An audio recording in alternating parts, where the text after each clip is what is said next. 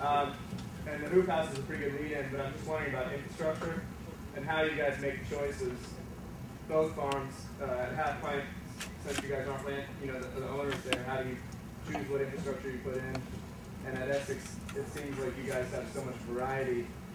It seems like you said, you started 5 years ago with just a car, and how do you choose what you're going to invest it back into the farm with?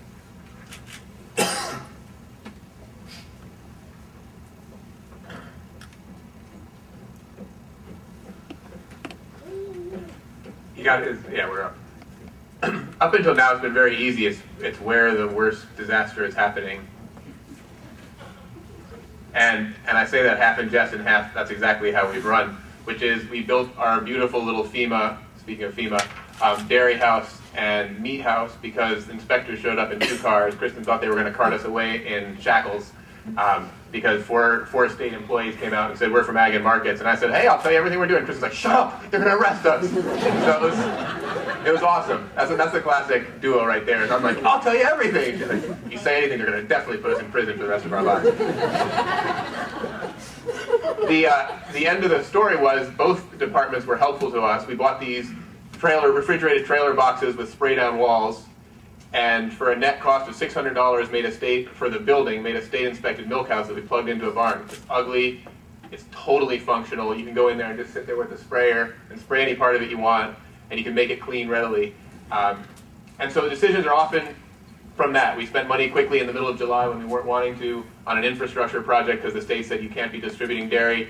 Other big infrastructures, our local friend stopped growing our greenhouse plants in her greenhouse. We looked at what cold frames would be with used windows on the farm. We said, forget it, we are going to put up a piece of plastic.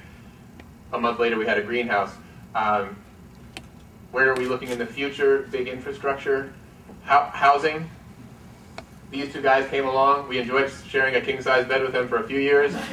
But after that, it was too much. And so we had to build them cabins.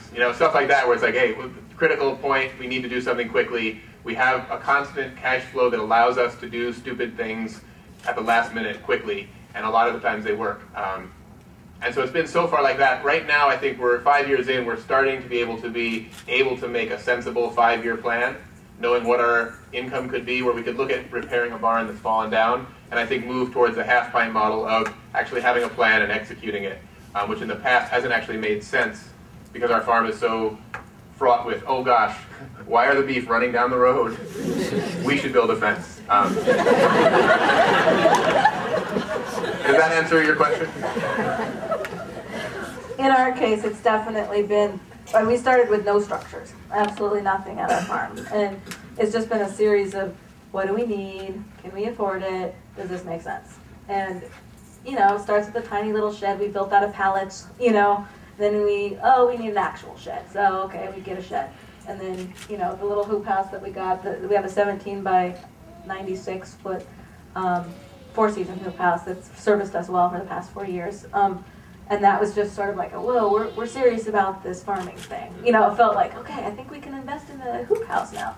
And then, the hay grove was, again, a great opportunity after several very rainy seasons that we were just sick of rain falling on our crops. So we're like, all right, get a hoop house, that's going to cover a half acre. And we did it half in jest, I guess, actually, because the hay grove representative was at our farm. We're like, can you build us something to cover the entire thing? He's like, yeah, we can, actually. And we're like, all right, we're going to buy one. So, those kind of, it's really a necessity, a want, and are we able?